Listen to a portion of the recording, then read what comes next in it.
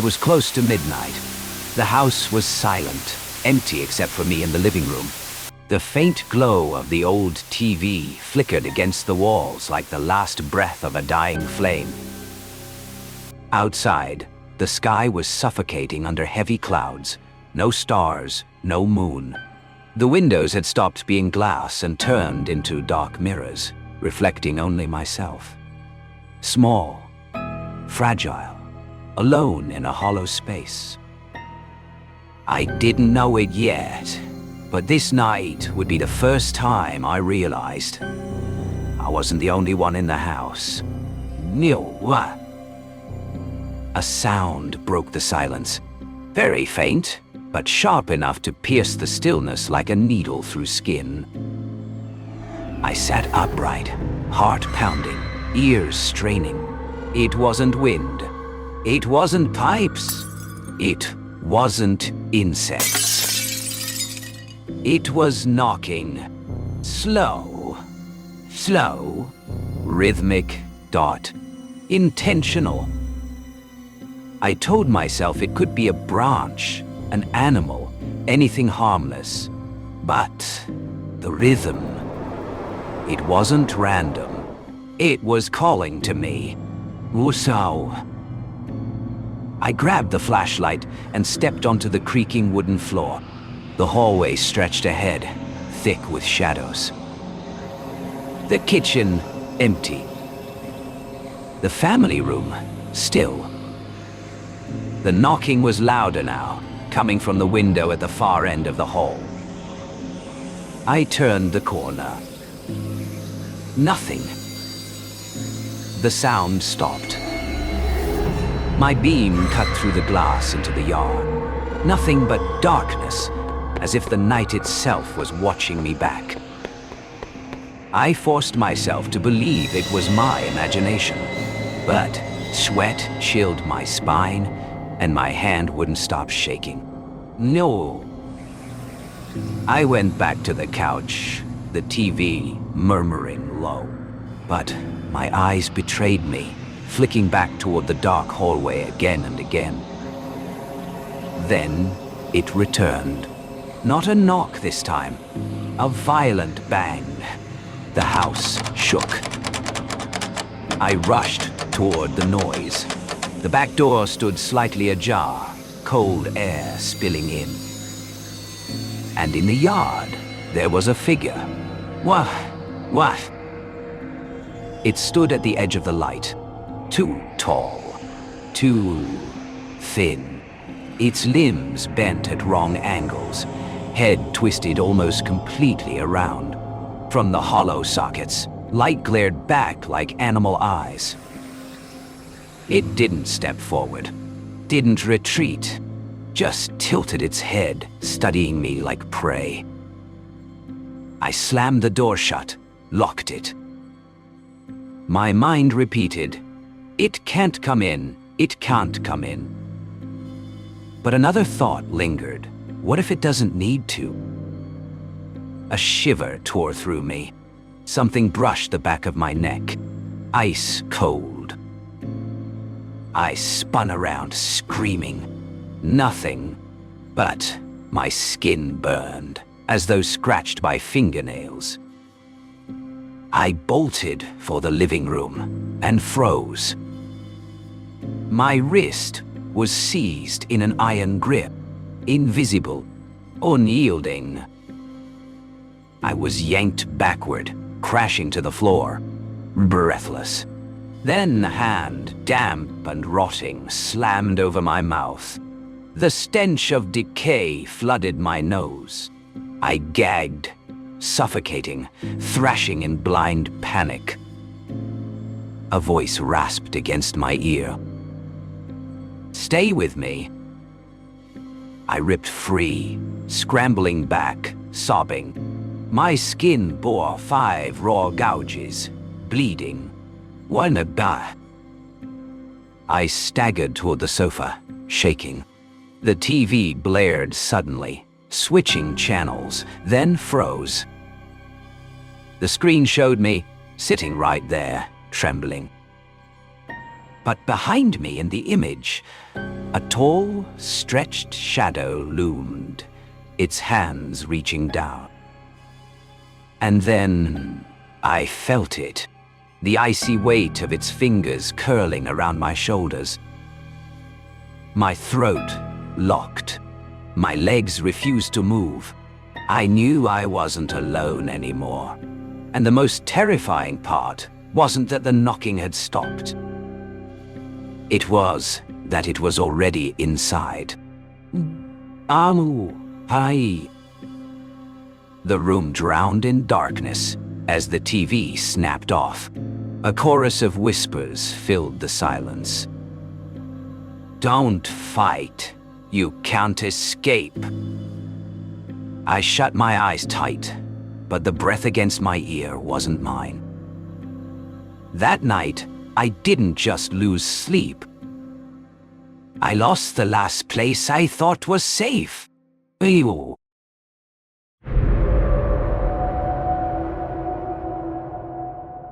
Artifacts are not objects. They're utterances, words made solid, dangerous not because of what they are, but what they imply. This is not a confession. It is an autopsy of a sentence, one that was never meant to be spoken. I had spent most of my life studying language, courtroom testimonies, criminal codes, cursed inscriptions, but nothing, not even the madness encoded in schizophrenic manifestos, prepared me for what I encountered that winter. That damned paw, that linguistic snare. It arrived cloaked in familiarity, a friend's tale over drinks. Sergeant Major Morris, a man seasoned by war and weather, dropped it on our parlor table like a punchline. A dried monkey's paw, mummified and curled like a question mark. 3 wishes, he said, each granted, each cursed. My son Herbert laughed. My wife smiled politely. I, however, listened. Not to the tale, but the structure of it, the rhythm, the precision of the sergeant's warnings. They come true, he said, but not how you want. It was that clause that caught me, the linguistic pivot. A wish, once spoken, becomes a contract. And the paw? It was a clause bender, a semantical weapon. Still, I kept it. I told myself it was curiosity. But in truth, I had grown arrogant. After decades dissecting language, decoding confessions, and cult rituals, I believed I could outwit fate through careful syntax. That night, we joked. Herbert urged me to wish for money. Be specific, he laughed. Ask for £200 exactly, tax-free. The scholar in me obliged. I held the paw and said the words aloud. I wish for £200. No conditions, no context, no safeguards. The moment the utterance left my lips, the paw writhed. Not metaphorically, literally. It curled tighter. I felt it, like a muscle reacting to breath. Language, once given form, had listened, and it had obeyed. We laughed it off. The next day, the knock came. A factory man, hands trembling, words brittle as ash. An accident, he said. Herbert crushed in the machinery. No fault, no negligence. Just an unfortunate event. As compensation, £200. I do not remember falling. Only the cold certainty that I had spoken this outcome into existence. I had formed the sentence. The paw had only finished it. In the days that followed, my wife drowned in grief. But I drowned in syntax. Could I revise it? Could a second wish unwrite the first? One night, wild-eyed and bone-thin, my wife clutched my hands. Bring him back, she pleaded. Just say it. I protested. Words don't undo, they complicate. She wept. I folded. I retrieved the paw, now stiff and resentful. I said, I wish my son alive again. No time limit, no condition, no specification of how. The night that followed was one of linguistic agony. Every creak was a predicate, every whisper of wind a potential response. And then, the knock. Slow, measured. Knock, knock, knock. My wife screamed with joy. It's him! But I heard something else. It wasn't Herbert's knock. It was heavier, as if shaped by limbs that no longer moved naturally. There was meaning in the pacing of those sounds. They formed a sentence, an imperative. "Let me in." She rushed to the door.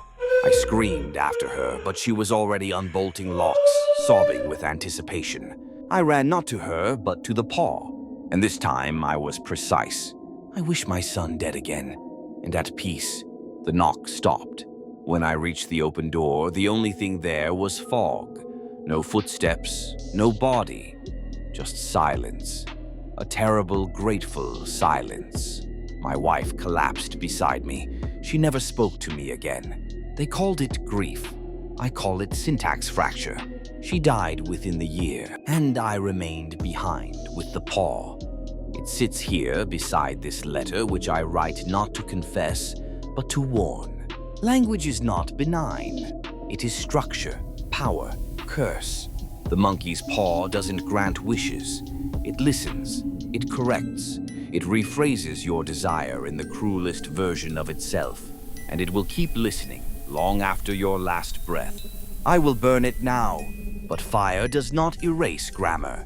So if someday you find ashes that twitch or hear 3 knocks after an idle wish, remember, you are the subject, fate is the verb, and some sentences were never meant to end.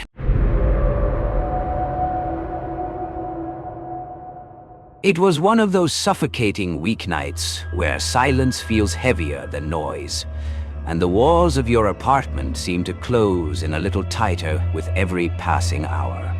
Restless, I scrolled endlessly through Tinder, half out of boredom, half out of desperation for distraction. That's when her profile appeared, bright selfies with perfectly rehearsed smiles, witty captions dripping with playful sarcasm, and one photo of her with a tabby cat perched across her shoulders. She radiated warmth on the screen, the kind of person who seemed easy to be around. We messaged for a few days. Her replies came quick, clever, like she was always waiting for me to write. When she suggested grabbing a drink, I didn't hesitate. She gave me her address, a small house tucked away on a quiet street, and told me to pick her up. When she opened the door, she greeted me with a hug that lasted just a second too long. Her hair smelled faintly of lavender, but underneath it, something sharper lingered. Metallic, coppery, like old blood. I swallowed the unease and smiled back, telling myself I was overthinking. She suggested a local bar. I agreed. But when I unlocked my car and went to open the driver's side door, I realized she wasn't heading to the passenger seat. She stood behind me, motionless, staring. Her eyes were too wide, her body too still. My skin prickled before my brain caught up. I forced a laugh, gestured to the car, and she blinked, slowly, unnervingly, before slinking to her side. The bar was dim and half empty, its neon lights flickering faintly like a dying heart. We ordered drinks. At first, she played the part of a normal date, but her answers were clipped, distracted. Her fingers tapped against the wooden table, not like nervous drumming, but like claws scratching, deliberate, rhythmic, grating. Each sound burrowed under my skin. Halfway through the second drink, she asked if I had pets. I said no. Disappointment clouded her face, followed by something stranger.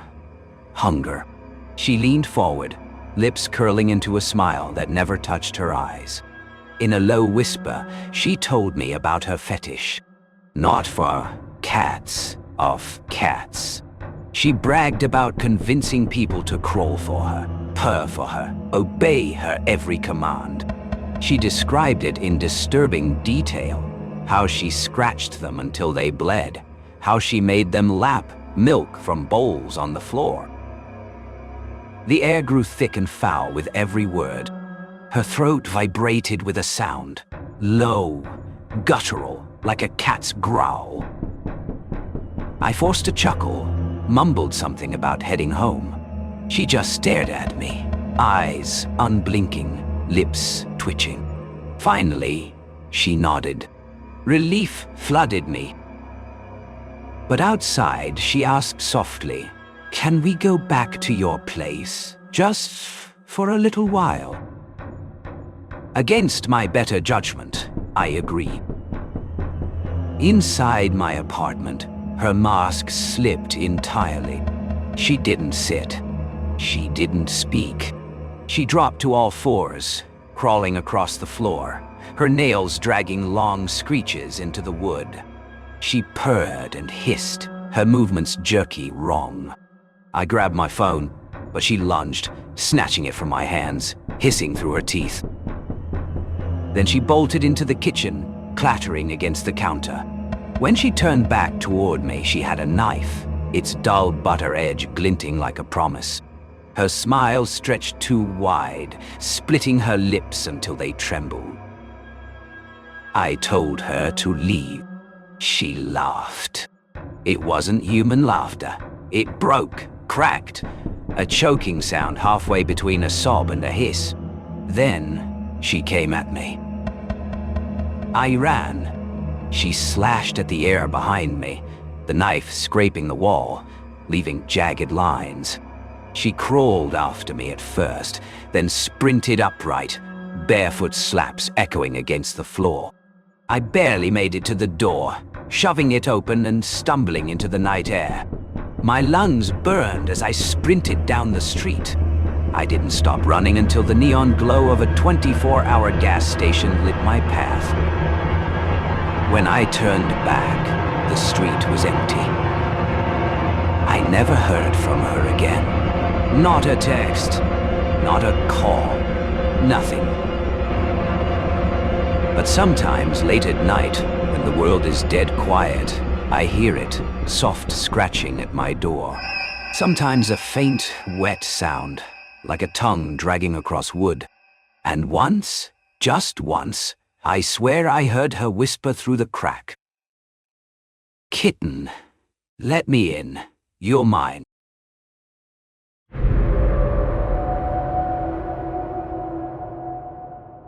It's not haunted by a ghost. It's haunted by something worse. Awareness.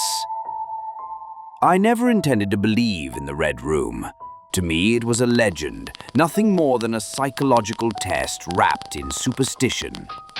A room that repelled entry, not through ghosts, but through the idea of ghosts. And I, being young, analytical, skeptical, welcomed the challenge. I had studied criminal psychology, interviewed killers, walked crime scenes still warm with violence. What could a room possibly do to me? They warned me, of course. The housekeeper, Miss Arnold, with her gray hands always ringing in silence, said it plainly. Don't go in there if you want to stay yourself. Stay myself, odd phrasing, but I laughed it off. The Red Room stood at the far end of the upper corridor, a corridor that seemed to bend slightly with gravity it shouldn't have. The air outside its door was colder, denser, like the architecture remembered something. When the key turned in the lock, I swear the mechanism shuddered. Inside, crimson, everything drenched in a sick shade of red. Curtains, wallpaper, rug. It didn't look painted. It looked bled. Dust hovered in the air like ashes waiting to settle. And there was silence. Not the absence of sound, but the presence of listening. I lit a candle and took the old chair by the fireplace. My heart was steady, my breath slow. But something else in me, something deeper, felt unwelcome. As a criminal psychologist, I had studied how environments affect cognition. But this was different. This wasn't influence, this was invasion. The shadows bent wrong. They recoiled too slowly when touched by flame. The red walls seemed to lean inward, just a fraction more than they should, like listening lips. And then came the shift. It began with the air, the kind of shift that makes your skin itch before you understand why. A pressure not external but internalized. like my thoughts were no longer entirely my own. I stood. The floor creaked beneath me, but in my ears it sounded muffled, like the room was absorbing the sound. The mirror, black-edged, antique, and cracked, faced the corner of the room, but when I passed by it, I didn't see myself. I saw movement, delayed and crooked, like watching memory decay. And that's when I knew there was something else in the room. I rushed to the door. The handle turned. Nothing. Locked. But I never locked it. I turned again, harder. The metal was warm. Too warm. My breath fogged the air. The candle sputtered violently. I backed away, stumbling. The silence thickened, like the room was closing its throat. My heartbeat wasn't just audible, it was amplified, echoing inside the walls, a drumbeat to which the room responded. I turned to the mirror again. There I was, but altered. My reflection's mouth hung open, my eyes widened into voids. And behind me, a figure, faceless, not a ghost, but a silhouette, a hole in the world shaped like a person, standing impossibly still. I spun, no one there. But the air, it hummed, not with words, but with syntax. A sentence without letters. You are no longer alone. I collapsed. The shadows moved now, twisting toward me. The walls pressed closer. The candle extinguished itself with a final hiss, like a voice silencing itself mid-scream. And in the dark, something leaned near. I don't remember opening the door, only that suddenly I was outside. The hallway greeted me like air after drowning. I didn't walk, I ran. They asked me what happened. I told them I didn't know, but I do. The Red Room isn't haunted by ghosts. It's haunted by awareness. A space so old it developed a sentience made of silence. A place that doesn't want to kill you, it wants to unmake you, to hollow you out like a pumpkin and watch what fills the void. I never returned, but sometimes in dreams I see that mirror, and in it, the version of me that never left, still sitting in the chair, still listening to the silence, still being watched.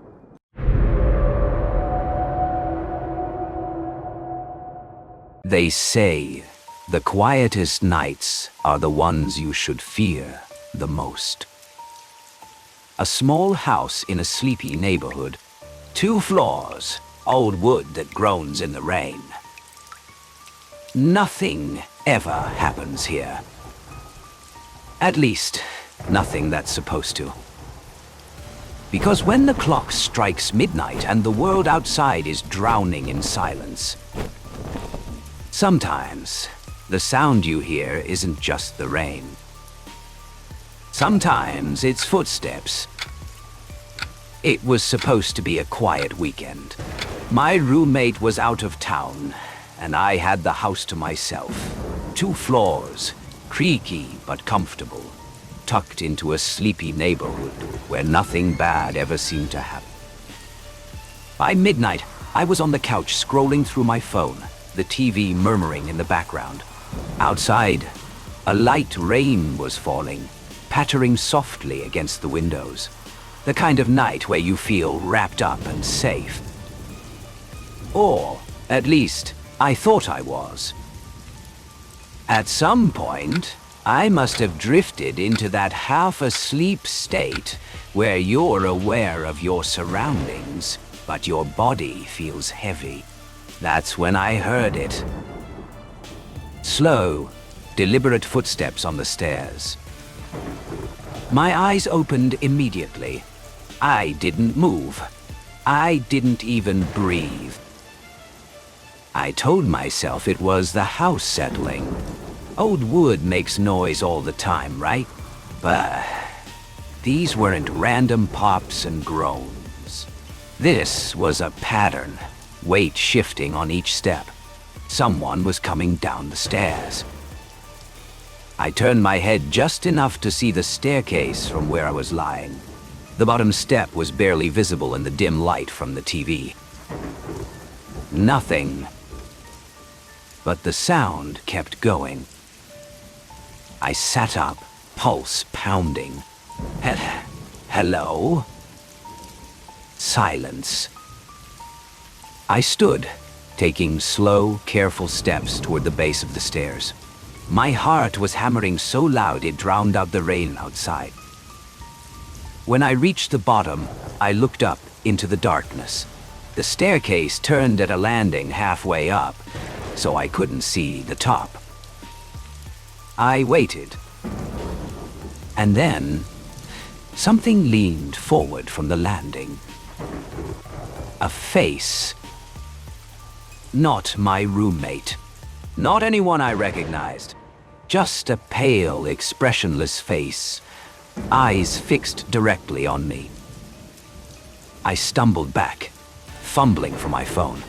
No signal. When I looked again, the landing was empty. I didn't run, not yet.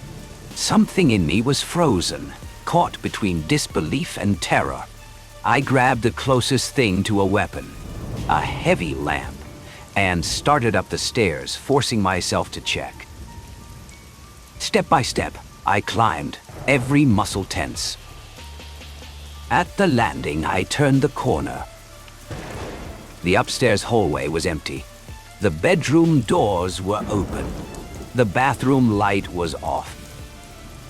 But the air was wrong, thick, heavy, like the moment before a storm breaks. Then I noticed something on the carpet. Wet footprints. Leading from the top of the stairs toward my bedroom. I didn't check the room. I didn't grab anything. I ran down the stairs, out the front door, and into the rain, not stopping until I was halfway down the block. When the police searched the house, they found nothing. No sign of forced entry. No footprints. No one hiding inside. I haven't stayed there alone since. And the worst part? My roommate swears she's heard footsteps on the stairs too, when I'm supposed to be the one out of town. Neither now. I know. That night, the sky hung heavy with storm clouds, and the rain hadn't stopped since dusk. Close to midnight, I turned onto a narrow back road that cut through the countryside. The main highway was blocked by construction, flashing yellow lights and barriers forcing me to detour. I had no choice. The road was narrow, swallowed by darkness. On either side stretched flooded fields and skeletal trees swaying in the wind. No houses, no streetlights. The only light came from my own headlights, two pale beams carving a trembling path through the downpour. The wipers beat a steady rhythm against the windshield. The rain drummed against the roof, and the engine hummed like a lonely animal. Nothing else. Just me, the car, and the endless road. I whispered to myself, just a few more miles. Just a few more, and I'll be home. But even my own voice shook. Hey, I knew. And then I saw her. At first, just a blur of white caught in the edge of the headlights. But as I drew closer, the shape sharpened. A young woman standing alone on the shoulder. Her white dress clung to her body, soaked through by the rain. Long black hair, tangled and dripping, veiled most of her face. One frail arm lifted weakly, waving. My chest tightened. Every instinct screamed, keep driving, do not stop. But my foot pressed the brake. Tires hissed on wet asphalt. The car came to a halt. I lowered the window just a crack. A blast of cold rain rushed in. My voice was barely steady. Do you need help? The woman slowly raised her head. I glimpsed lips turning blue, trembling but voiceless. Then a small, fragile nod. Before I realized it, I heard the soft click of the lock. The passenger door opened. She slid inside. Water dripped from her hair and clothes, soaking into the seat. Now, an unpleasant damp smell filled the car instantly, like mildew, like clothes left too long in the rain. I fought the urge to wrinkle my nose. "Where are you headed?" I asked. For a long moment, she said nothing. I could hear my own heart beat louder than the rain. Finally, a whisper, fragile as a dying breath. "Home." Her voice chilled me. "Where's home?" She gave me a street name. I typed it into the GPS. No results found. Just a blank red slash across the screen.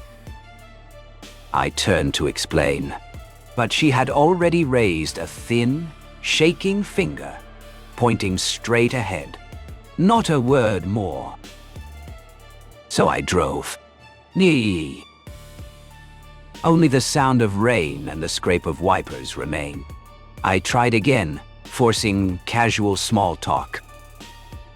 "Did your car break down? Have you been walking long? Want me to call someone for you?"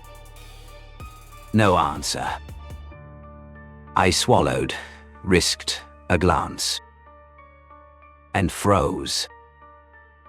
She was staring at me, not out the windshield anymore. At me. Her eyes, black, endless, hollow, swallowed every flicker of light. They didn't blink. They didn't move. Just bored straight into me. My hands clenched the wheel until my knuckles turned white. My breath came shallow and fast.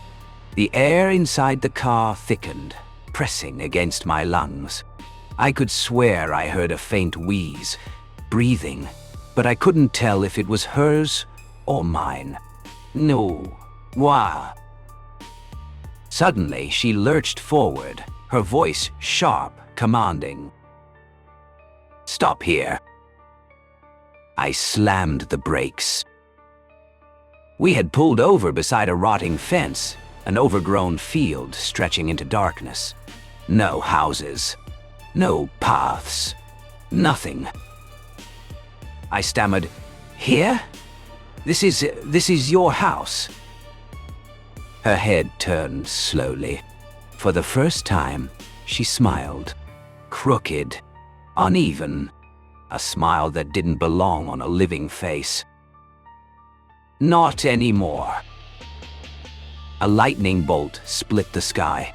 For one searing second, the entire field lit up. And I saw them. Dozens, maybe hundreds. Figures, standing still in the tall grass. Soaked silhouettes, each one turned toward the road.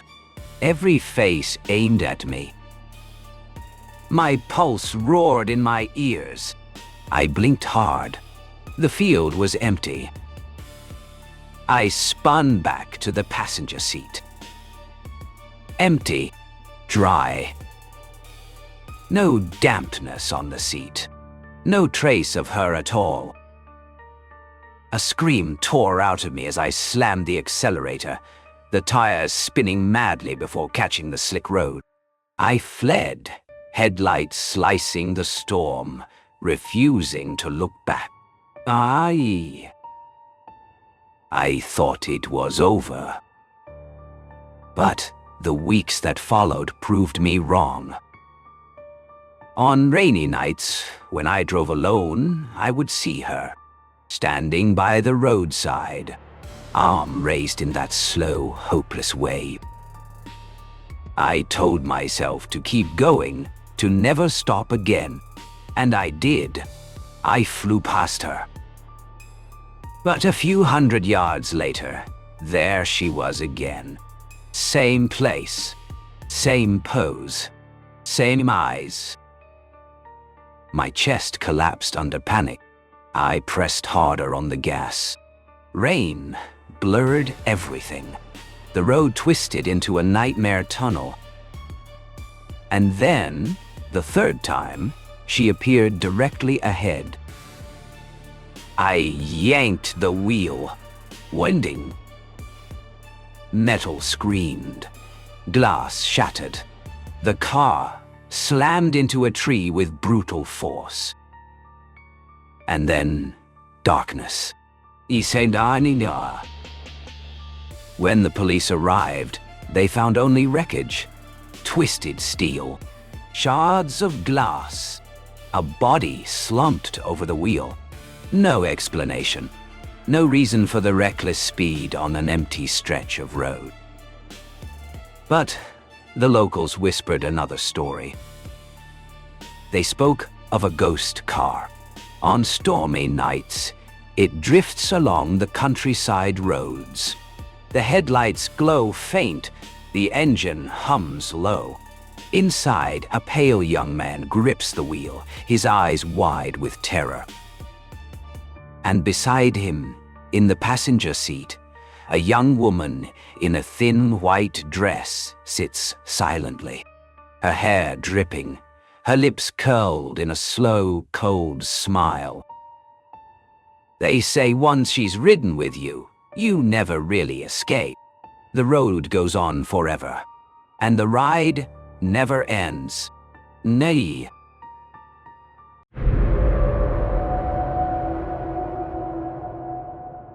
This happened 4 years ago. I was 12, going on 13 in just a month or two. My friend Lindsay was 14, which was quite a bit older than me, at least at the time, as the 2-year age gap was pretty big. We met in school and quickly became close friends. We were spending almost every single weekend together. Nothing seemed to be out of the ordinary. It was your typical Friday night. We carpooled to her family's apartment after school to spend the night together. After we ate dinner, me and Lindsay went to go hang out in her room. Now, Lindsay wasn't always a positive influence. She had a habit of talking to older guys online and lying about her age. Lindsay showed me some texts between her and a man she was talking to. I don't remember exactly what they said, but they consisted of him trying to convince her to meet up with him, and just the usual things you'd expect from a creep online. According to him, he was 19, tall, and blonde. Once I saw the text, I asked for a picture of him. Something didn't sit right with me after seeing the messages. She showed me what he looked like, and he was very clearly not 19. The man was at least 40, and looked like he lived in his mother's basement. That's when Lindsay's phone started ringing. It was the guy. Lindsay answered without hesitation, and when I heard the voice on the other end of the call, I felt like I was going to be sick. I could clearly hear the guy trying to convince Lindsay to meet up with him. Lindsay replied, saying she couldn't, because she was spending the night with a friend. The mention of that must have sparked his interest, as the guy then proceeded to try and ask to meet both of us. Lindsay, lacking any common sense, said yes, and thus began our plan to sneak out and walk to meet this random guy in a Chick-fil-A parking lot. I obviously didn't want to go. I was raised on stories of what happens to teen girls who meet random men from the internet in person. But after adamant pleading from Lindsay that she didn't feel safe going by herself, I agreed. We took our phones with us for the walk. The route we had to take to get there didn't have very many street lamps, and there weren't any houses. We were surrounded by trees on both sides of us. When we got to the parking lot, it was almost empty. The Chick-fil-A was about 15 minutes from closing, and since Lindsay hadn't received a text from the guy saying he was there yet, we decided to go inside. We ordered some milkshakes and went to go sit in one of the booths while we waited. But while we were sitting inside, I couldn't help but notice a car pulling into the parking lot, just continually circling the building. The car clearly wasn't looking for a parking spot, as it went around the building very slowly, around 10 times. All the while, me and Lindsay were just watching it from inside. After we finished our milkshakes, the car was gone, and Lindsay never got a text from the guy saying he was there. So we just decided to head back home. I was honestly insanely relieved that the guy never ended up showing up. But as we were walking home, I couldn't help but notice how many times a car passed us. The street we walked on to get back was almost completely desolate, with trees on either side of us, so to have even 2 cars pass us would have been rare. But I ignored it. It didn't look like Lindsay even noticed. We got home, and since it was late, we decided to just go to bed in Lindsay's room. Fast forward to around 4 a.m., we woke up to a loud bang. It sounded like someone smacking on the window, though Lindsay's room was on the 2nd floor, meaning something must have been thrown. Me and Lindsay both sat up and looked at each other. The sound came again, that same bang. We both agreed someone had to have been outside. And just then we heard the heart-dropping sound of a voice whispering, "Hey Lindsay, it's me. I followed you guys home." We both instantly panicked in reaction. We knew exactly who that was. I started crying. I was honestly terrified. Lindsay ran to her parents' room and explained the situation. Her parents instantly called the police, but of course, when they showed up, the guy was gone. Lindsay went to show them the conversations, but the account was deleted. Neither of us remembered the username either, so there was quite literally nothing the cops could do to take a report. The whole encounter was really disturbing. Lindsay's parents were really mad with her, and this caused me to lose connection with her as a friend over the next few months. I haven't seen her in a while. I'm not entirely sure whatever ended up happening with the whole situation. I just hope that guy never returned.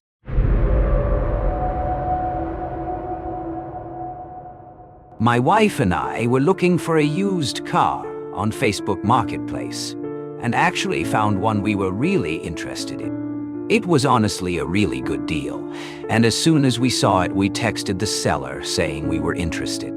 The seller seemed perfectly normal over text, and we agreed to meet in a public mall parking lot. He said he wouldn't be available until he got off work at 5, so we agreed to do the transaction at 5:30. Come 5:30, and we arrive at the mall, telling the seller what car we were in, just to get a text saying he was running late. We weren't in any hurry, and we figured he'd only be like 30 minutes or so. We both agreed it'd be a good idea to go into the mall and get some food at the food court while we waited. A good 2 hours went by, both of us pretty impatient at this point. That's when we got a text saying the guy would be at the mall soon. This was in late fall, so it was already getting dark, and we were starting to worry that the mall wouldn't be as busy soon. A little bit later, the guy texted us saying we should meet him at another location about 30 minutes away, in a rougher area of the city. I looked up the address and found it was a gas station right off the interstate. What caught my eye was the hours. It wasn't one of those 24-hour gas stations, and they were actually already closed. My wife mentioned how many red flags the whole situation was giving off, but honestly, all I was thinking about was the car and how good of a deal we had found, so we ignored them. We sent over a text saying we'd be there in 30 minutes, and pulled out of the mall parking lot, making our way to the gas station. When we got there, we pulled into the parking lot and quickly realized how dead the whole area was. There were only like a few vehicles parked. After about a minute, my wife pointed out the car, and sure enough, there it was. But it looked to be in way worse condition than the original pictures on Facebook Marketplace. The car was in a pretty dark spot in the parking lot, way in the back. I started pulling up to it when I stopped. My wife looked at me confused, but I swear I could see something. I got out of the car, and that's when my suspicion was confirmed. There was a spike strip right in the middle of the road, exactly where I would need to go to pull up next to the car. At that point, I knew something wasn't right.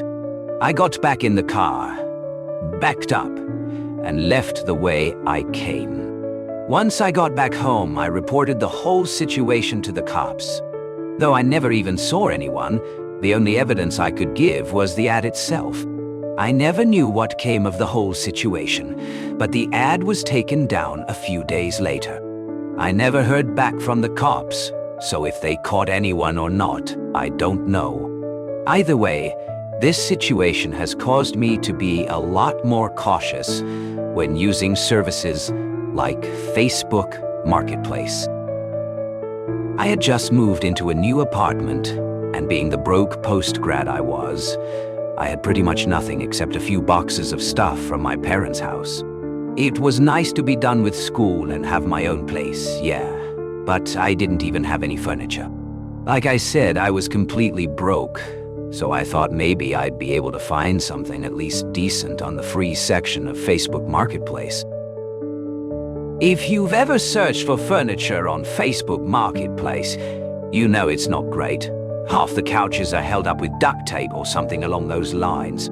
I knew I couldn't be picky, but I wanted something that could at least last me until I had enough money to buy a nice one. I'd been scrolling for well over an hour, and was probably already a week into the backlogs. I scrolled back to the top and refreshed the page. The second I did, I saw an ad pop up titled, "Brand new couch, never used, free for pickup." The post wasn't even a minute old, and I knew I had to be quick if I was going to have a chance at getting this thing. The couch was in perfect condition. I quickly typed out a response to the seller, saying I'd be willing to take it off their hands. I got a response not even 3 minutes later that read, "Yeah, the couch is all yours if you can come pick it up tonight. I'm available anytime past 9 p.m. I was slightly put off by the response. It was currently noon, and this guy wanted me to wait till 9 p.m. to pick it up, way past when the sun would have gone down. But I ignored it, thinking maybe the guy had work till then or something. So I texted him back saying that was fine, and proceeded to wait. Come 8:30, I sent over a text to the guy saying I was on my way. I typed in the guy's address and quickly realized he lived in the middle of nowhere. Now, I live right next to the Rocky Mountains, so yeah, there aren't that many people nearby. But this guy was seriously in the middle of nowhere. My GPS said it would take 45 minutes to get there, so I quickly set off. As I drove, the housing development slowly became less and less frequent. Sure enough, there was an actually decent-looking house, but there was no other civilization for at least a few miles. Somehow, I had service, and was able to send out a text telling the guy I was there. Not even 10 seconds later, I got a response simply saying, "Okay." I figured that was this guy's way of telling me he was ready, so I walked up to the front door. I knocked on the door, to which someone responded in a muffled voice, "The door's unlocked, come on in." From the way the voice sounded, it was as if whoever said it was right on the other side of the door. I opened the door and peeked inside before entering. I quickly realized how weird this situation was. The place was pitch black, with not a single light on. Now, this was before every cell phone had a flashlight on it, so literally all I could use to help me see was the moonlight shining in from one of the windows. I yelled out a hello, to which I could hear someone responding from a door on my left that was open, and I could tell it led to a basement. The voice said, "Come on down here. I got the couch ready to be moved." At this point, I was completely on edge. I replied saying, No, that's okay. I gotta go. I turned around, swung open the front door and started running back to my car. I unlocked it, got in, and proceeded to relock the doors. I gave one last glance at the house before leaving. No one had chased me, though through one of the windows I could see the dark outlines of 4 different men just looking out at my car. I booked it out of there at that point and drove straight back to my apartment. When I got back, I checked my phone to see I had 3 new messages from the guy's number. The first one asked why I left, followed by one asking if I still wanted the couch. But the third one is what disturbs me most. It simply read, "You're lucky." This is by far the most disturbing experience of my life, and it's caused me to never use Facebook Marketplace or anything similar again. To this day, I'm convinced those guys in that house that night never had the intention to sell me a couch. A few weeks ago, I had to fly out to a small town I'd never been to before in order to look for a place to live at for school. I was flying alone, though before the trip I had researched all sorts of apartments in the area on Facebook Marketplace and was actually able to set up a few meetings to look at places. The first meeting was in the late afternoon, in a sort of remote residential area. The landlord sounded fine over email and asked me to call him an hour before meeting him to confirm I was coming. And so I did just that. I called him an hour before, but he didn't answer. I decided to just start walking to the house and hope the landlord would show up by the time I got there. About an hour later, the guy called me.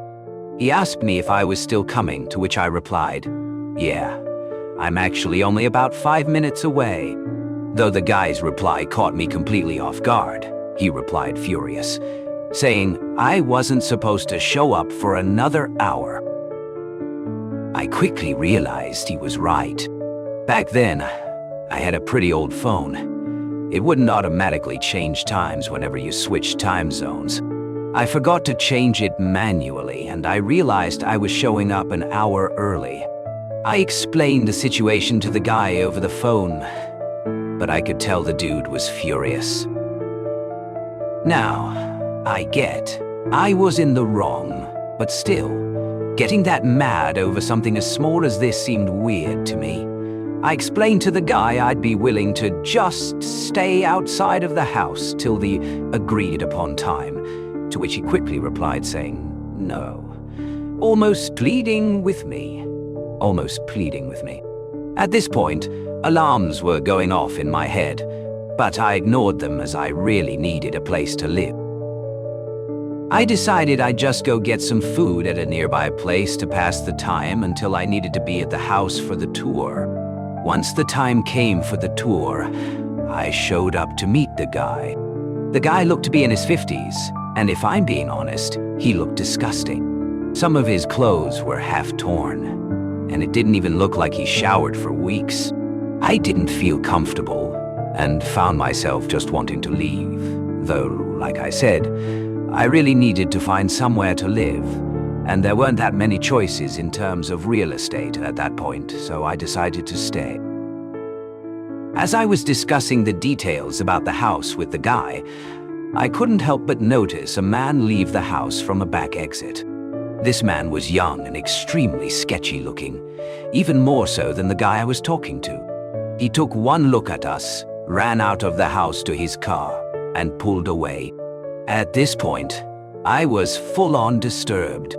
I asked the guy who that was, to which he replied it was another person he was giving a tour to earlier.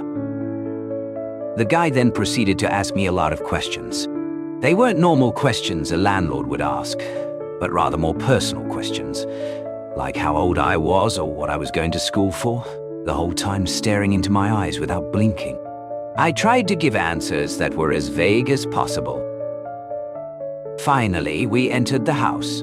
Now, from the outside, the house actually looked decent. but upon entering you could tell the place wasn't taken good care of. I followed the guy as we walked around the house looking at all the rooms. Every time I would ask about the condition of the house, the guy would avoid the question, simply saying it was unfinished. After we finished looking at all the rooms, the guy mentioned he wanted to show me a shed in the backyard of the house. Before I could say anything, the guy told me to follow him as he led me to the back of the house, outside, away from the street, to this sort of detached shed. When we got there, he opened the door, and I quickly noticed that there were stairs leading down into utter darkness. He flipped on a switch at the top of the stairs, but no light came on. Normally the response for this would be surprise, or something like that. But he didn't say anything and just started slowly walking down into the utter darkness, as if he expected no light to come on. The guy was now just standing there at the bottom of the stairs in the dark and said, "Aren't you coming down?" I said nothing, still in shock that the landlord wanted me to follow him down into this dark basement, cut off from the rest of the house for whatever reason. I glanced back at the house and saw another guy in the backyard doorway. I panicked and ran into the woods. I didn't look back, and honestly, I didn't want to. I don't know if they followed me, but after about a half-mile of running, I turned around to find no one. I quickly realized the situation I was in. I was in the middle of the forest at sunset, with people possibly chasing me. Though luckily, my phone had service, and I was able to find my way back to the hotel I was staying at with no other problems. As soon as I got back, I Googled the house and did some more research on it. Apparently, the house had been abandoned for 3 years. I checked the status of the original Facebook Marketplace posts I had responded to, but of course, it was deleted. I debated whether or not to call the cops and report the situation, but decided against it, as I figured there wasn't much they could do. I can only imagine the guys I encountered that night were a group of homeless people with some unknown intentions. Whatever the case, the whole situation was extremely disturbing.